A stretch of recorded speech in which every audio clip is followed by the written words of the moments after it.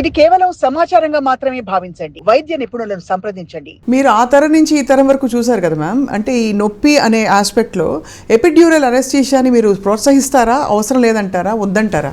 ఇప్పుడు ఎపిడ్యూరల్ అనాల్జీసియా అంటారు, దాన్ని అనెస్థీసియా అంటారు. ఎపిడ్యూరల్ అనాల్జీసియా అది అంటే నొప్పి తగ్గిస్తుంది. ఇది మధ్యలో వచ్చిందండి. ఇప్పుడు మళ్ళీ ఫుల్ సర్కిల్ వచ్చి న్యాచురల్ బర్త్కి వచ్చేసాం. కాబట్టి నొప్పులు భరించాలి, భరిస్తే మంచిదే అని చెప్పి ఇప్పుడు ఎపిడ్యూరల్ అనాల్జీసియా ఇవ్వాలంటే ఎప్పుడు ఇవ్వాలి?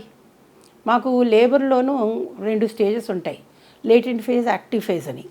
యాక్టివ్ ఫేజ్లోనే నొప్పులు ఎక్కువ ఉంటాయి, ఆ టైంలో ఇవ్వాలని.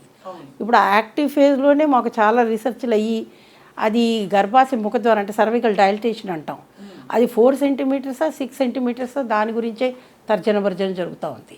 కాబట్టి ఎప్పుడు ఇవ్వాలి? ఎందుకంటే లేటెంట్ ఫేజ్లో మనం ఎపిడ్యూరల్ ఇచ్చామనుకోండి లేబర్ ప్రోగ్రెస్ కాదు. అవును. యాక్టివ్ ఫేజ్ అంటే మరి ఎప్పుడు ఇవ్వాలి? కాబట్టి 4 సెంటీమీటర్స్ అయ్యాక, అందుకని మేము ఏం చెప్తామంటే 4 సెంటీమీటర్స్ దాటాక పేషెంట్ అడిగితే ఇవ్వాలి. నేను నొప్పులు భరించలేను, నాకు ఎపిడ్యూరల్ ఇవ్వండి అంటే ఇవ్వాలి. కానీ దానికి ఒక అనెస్థెటిస్ట్ పక్కనే ఉండాలి. ఎందుకంటే ఎపిడ్యూరల్ కాంప్లికేషన్స్ దానికే ఉన్నాయి. ఒక్కొక్కసారి అది ఏమవుతుందంటే ఎపిడ్యూరల్ అంటే మన వెనుపూసలో స్పైనల్ కార్డ్కి బయటే ఇస్తారు, ఇది లోపలికి వెళ్ళరు. అంటే స్పైనల్కి ఎపిడ్యూరల్కి మధ్యలో చాలా కొద్దిగా తేడా ఉంటుంది. కాబట్టి ఇచ్చే అనెస్థెటిస్ట్కి ఎక్స్పీరియన్స్ ఉండాలి. కొన్నిసార్లు బై మిస్టేక్ అది స్పైనల్ అయిపోయింది అనుకోండి, కొన్ని ప్రాబ్లమ్స్ రావచ్చు. వీళ్ళు కదులుతుంటారు, హై స్పైనల్ అయింది అనుకోండి, హై స్పైనల్ అయితే కార్డియాక్ అరెస్ట్లు కూడా వస్తాయి.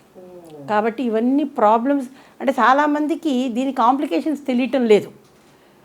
నాకు నొప్పి తెలియద్దు అంతవరకు.